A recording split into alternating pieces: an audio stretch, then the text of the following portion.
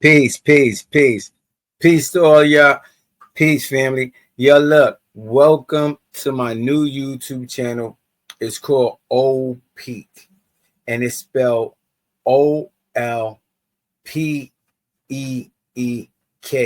As you can see, I'm sitting on top of the mountain peak, and that's where we all going, right? And OLPEEK is my other channel, KEEPLO, spelled backwards. So if you're not tapped into my channel, KEEPLO, tap into my channel, KEEPLO. Make sure to subscribe to this channel named OLPEEK. On this channel, I do reaction videos, so you know I'm coming with some real shit, right?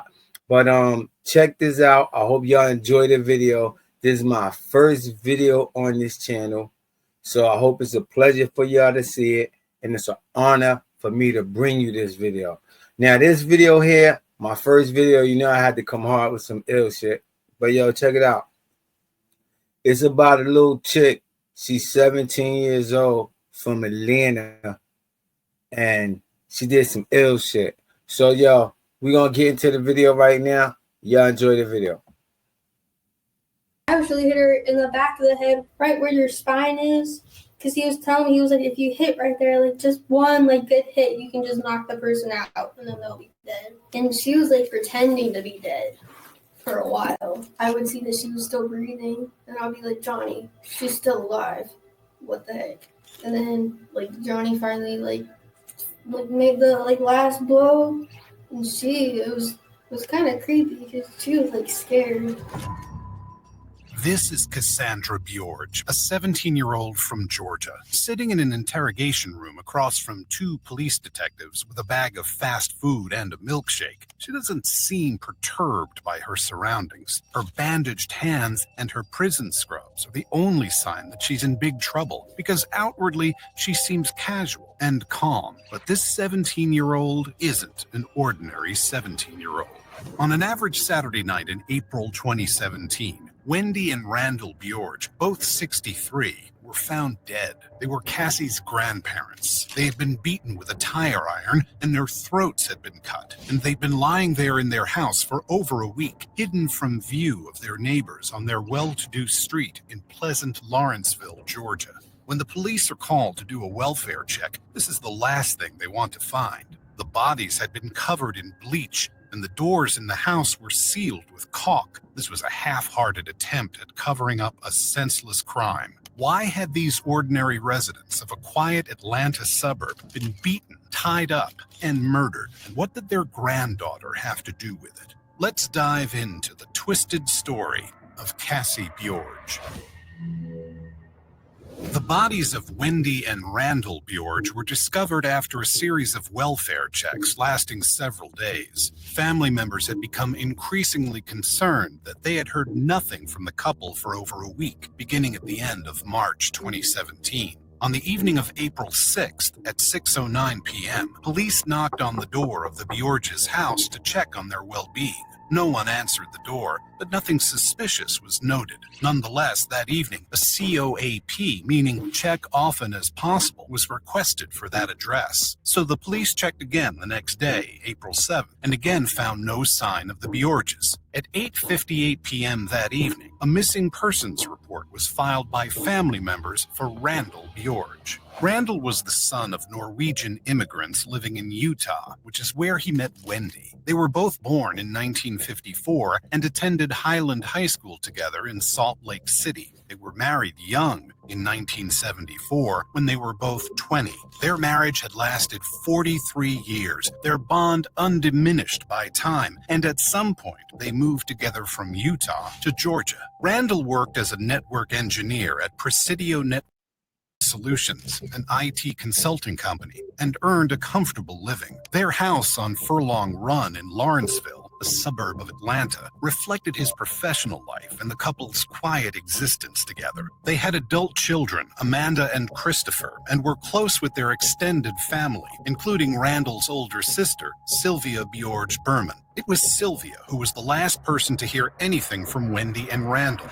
On the night they died, at the beginning of April 2017, Wendy texted Sylvia, "I'm going to bed soon. Maybe tomorrow will be better." All I can do is hope for the best and expect the worst. It shouldn't be this hard for any of us. What was she referring to? What was so hard in her seemingly normal life? The answer lies with Cassie, the couple's granddaughter. Cassie was born on March 18th, 2000. In April 2017, she had just turned 17. She was the child of Wendy and Randall's daughter, Amanda, and the family had a tumultuous relationship. By 2017, she was being homeschooled and living with her grandparents in Lawrenceville instead of with her mom in Duluth because things had gotten out of control. I stopped going to Duluth in 2015 because that was around the time where like all this stuff was happening with my parents and stuff. And I started getting scared going to school because my stepdad would literally come on campus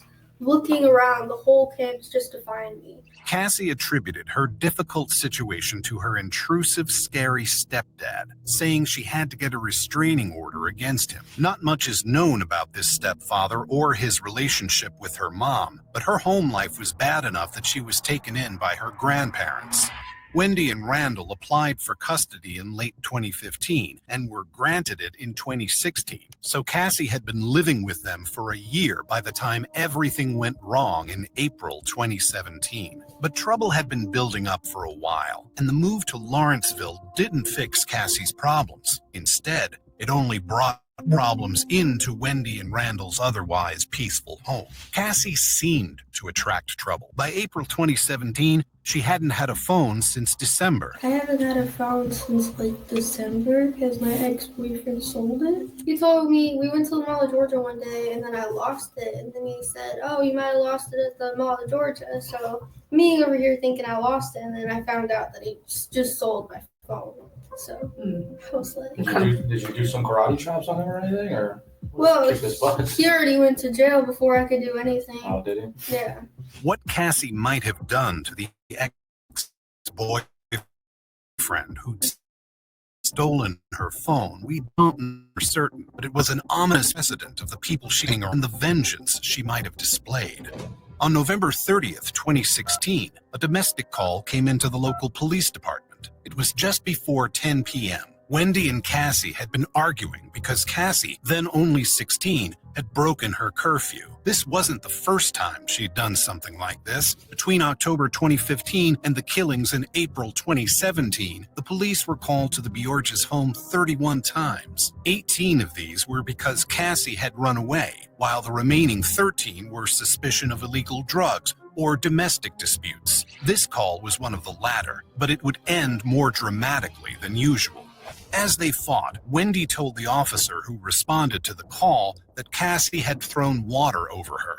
There was water on the ground, and Wendy's pajama shirt was wet, as was Randall's. Randall had tried to get in the way of their confrontation because he knew what Cassie was like, because he said Cassie had turned violent in the past, and today was no exception. According to Randall, she had hit Wendy multiple times. There was a small red mark on Wendy's arm, though there were no other bruises or signs of a physical fight. Cassie denied hitting her grandmother.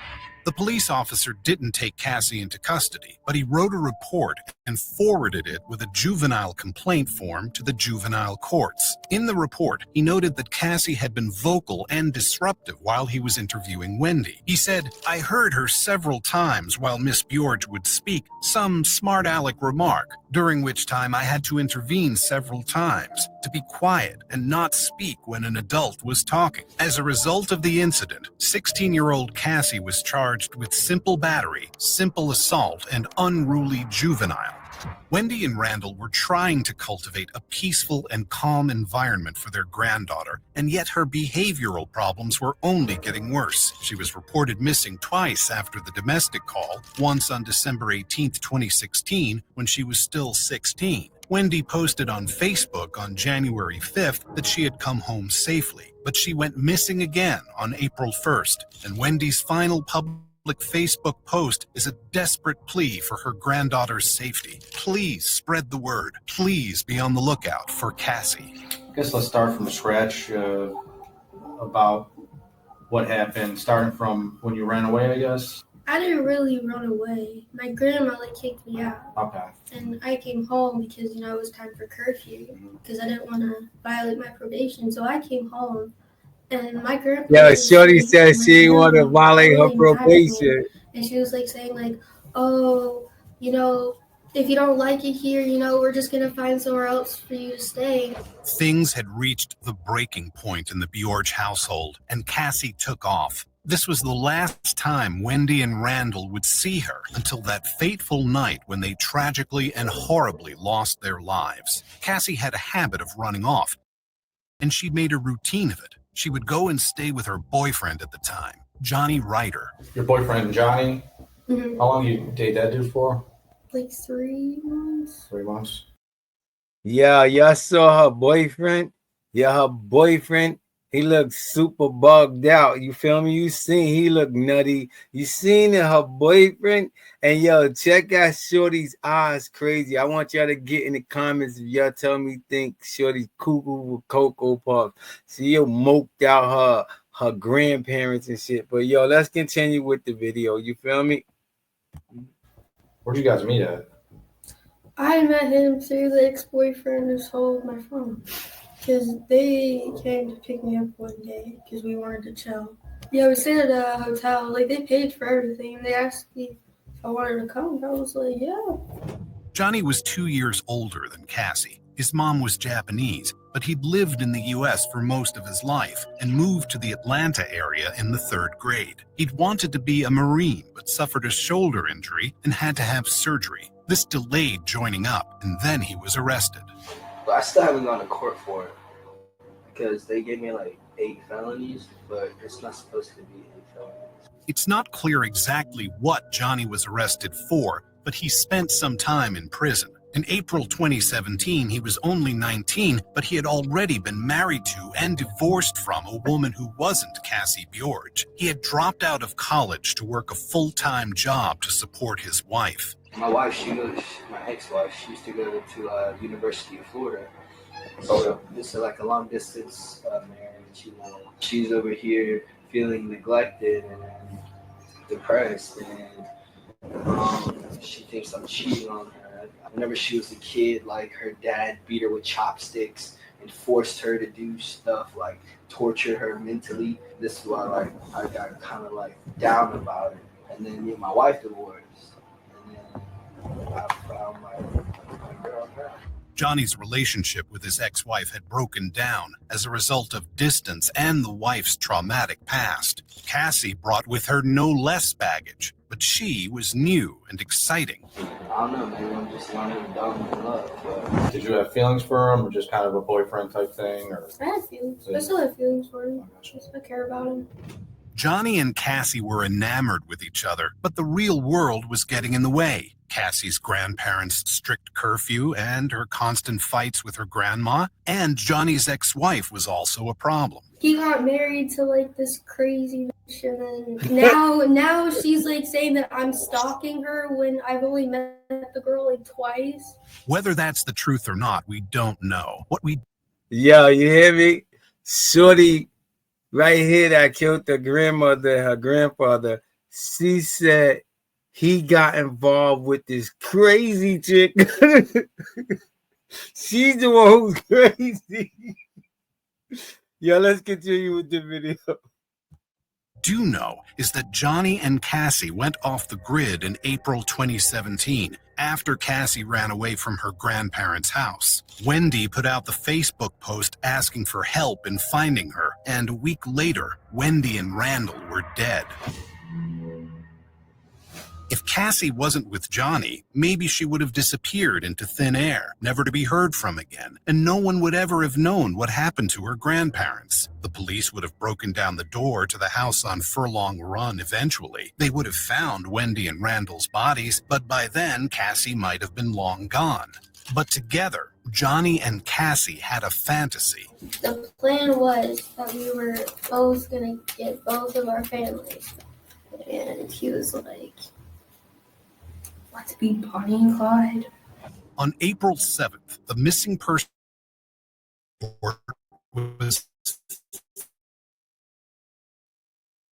exactly Exactly 24 hours later, the police were called Ryder, Johnny's mom, and the victims were Johnny's sister Mindy and her boyfriend Kevin. On the scene, the police found the house in disarray, with blood smeared on the wall and the door frame in the bathroom. The air was also full of noxious pepper spray. Tomoko told the cops that Mindy had called her because Johnny had come home for the first time in 2 weeks to steal from them. When she had confronted Johnny about it, he'd attacked her with bear spray and told the unknown girl to get a baseball bat. And then all of a sudden he goes out and comes back in and just sprays us straight in our faces and starts hitting us and tells his girlfriend to go grab the bat. And I see her come in with the bat, and the first thing she does is hit me across my back.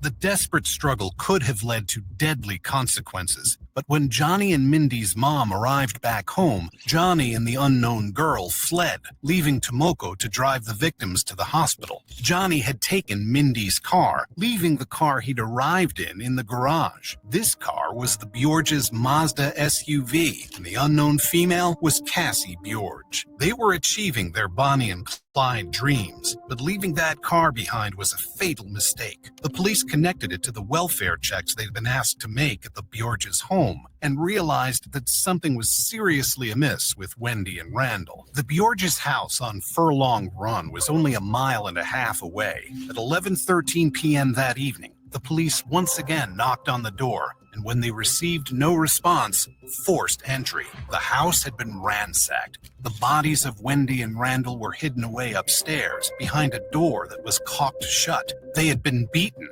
just the way Mindy and Kevin had been. They had been stabbed, and their throats had been cut. Maybe that was what Johnny and Cassie had planned to do to Johnny's family as well, but thankfully they didn't get the chance when Tomoko came home early. Wendy and Randall were not so lucky. The police had already issued a warrant for Johnny's arrest after speaking to his mother. Now, with 2 dead bodies connected to Johnny and his then unknown girlfriend, it became imperative that they find him as soon as possible. The cops began a search for the car the pair had stolen from Mindy. At nearly 4 a.m. the following morning, they found it on a street a 20-minute drive away from the Bjorge's home. Cassie and Johnny were holed up inside a friend's apartment and refused to come out when the police told them to. The couple were considered dangerous, and for good reason, as they seemed to have killed 2 people and attacked 2 others. The police arranged a SWAT team, and at 12:13 p.m. on Sunday, April 9th, the SWAT team entered the residence and arrested Cassie and Johnny.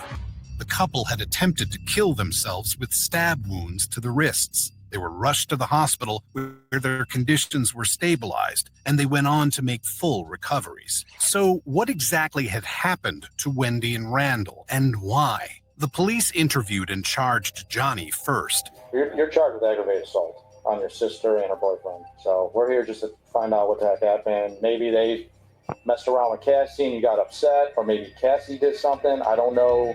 Well, there's more to the story, too. We're homicide detectives, and we're also involved in we're working a double homicide with Cassie's grandparents.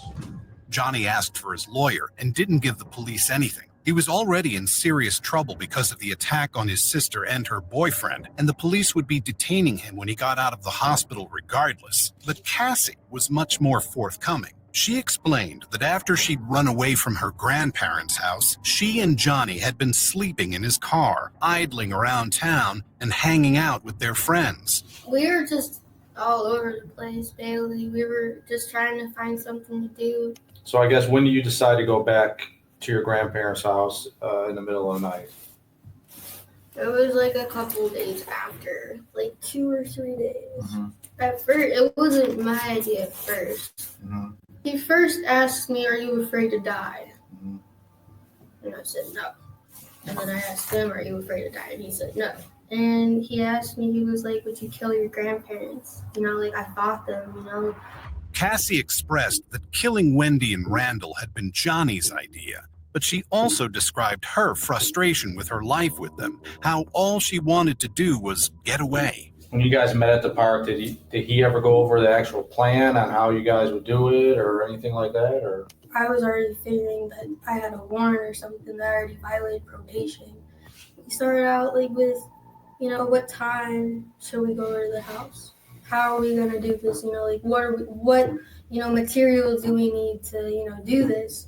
Cassie and Johnny arrived at the house when her grandparents were still up, so they lurked outside, waiting for the lights to go out. Wendy sent the fateful final text to her sister-in-law. "I'm going to bed soon. Maybe tomorrow will be better. All I can do is hope for the best and expect the worst. It shouldn't be this hard for any of us." And then she turned the lights out and went to bed, not knowing her murderous granddaughter was waiting right outside. And we just stayed outside for a little bit longer just to, wait. And then I already had the keys to my house. They attacked Cassie's grandparents with fists and a tire iron, subdued them, and tied them up with duct tape. And Johnny asked me to go get some knives. So I got some knives from downstairs in the kitchen, and I got 3 big butcher knives. After the murders, the couple acted fast to erase evidence. They took Randall's car and dropped off Johnny's car by a nearby park. They disposed of their clothing, and they poured bleach over the bodies before sealing the door to the room with caulk. He just did that. He just decided to do that. He didn't tell me. I just watched him, and I was just like, okay. They used Wendy and Randall's money to order Chinese takeout and buy drugs and new clothes. When you guys were at the park, when you were talking about kind of the plan, and you were talking about maybe getting out of town and stuff like that, starting your new life, starting over and whatnot. Yeah. How come you guys did stay? The reason why we stayed in town was because the plan was we were going to give both of our families. They'd intended to run off into the sunset together, all part of the Bonnie and Clyde fantasy. But Johnny's desire to kill his own family delayed them. They spent a whole week dawdling in the Bjorges' house, which they turned into a crime scene. And then when they did attack Johnny's sister and her boyfriend, it went horribly wrong. And that's why we went over to Johnny's house, and we attacked his sister and her boyfriend. He wanted to kill his family. Okay. And then that plan, just going over to his house, kind of just it didn't work out at all. Cassie was remarkably upfront with the investigators about everything they'd done, almost strangely casual. But there was something she hadn't said, something the investigators knew about. you gotta take a look at that. That's you and him, right? Is that your grandparents' house? It sure looks like the living room of your grandparents' house. How would that be possible? Who's taking that? That couldn't be at my grandparents' house. Cassie denied that there had been anyone else in the Bjorges' house after the attack on her grandparents. But here was video evidence of her and Johnny there, filmed by somebody else. But once lying and stuff like that starts, I have a problem.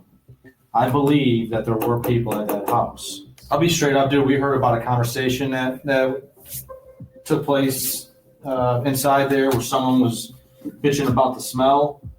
And Johnny's like, no, dude, it's just sewage. There's a sewage problem upstairs. The cops were concerned that there were more people involved in the killings. Cassie confessed that they had invited friends over to party in the house in the week following the attack, but she was adamant that they didn't know about the dead bodies lying just in another room. No one knew. I told everyone that my grandparents left on vacation.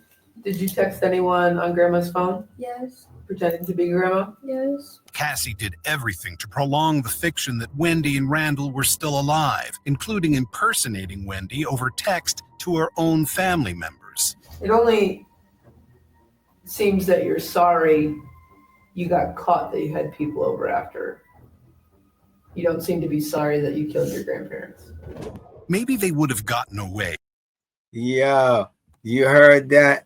Shorty, the cop asked her, you don't seem to be sorry that you got caught, but you don't seem to be sorry that you killed your grandparents. She shook her head. No, she's not sorry for it.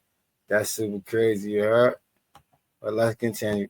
With the first senseless attack, killing Cassie's grandparents, who had only ever tried to help her. But the second was their undoing. In 2018, they both received life sentences for the murders. They had both pleaded guilty, though each blamed the other for inciting them to kill. Cassie, having been only 17 at the time of the murders, was not eligible for the death penalty. But if Johnny had not taken a plea deal, he might today be He's on death row. smiling. It still isn't clear why these two committed such atrocities. There was no logical motive discernible, other than that they were troubled young people whose annoyance with their family members translated into horrible murder. I mean, do you feel bad about what happened? Do you think she deserves what happened? I mean, I feel terrible. I mean, I feel like the worst person on the planet. I just wanted to get away from all of that, you know, like, I was so tired of dealing with my family.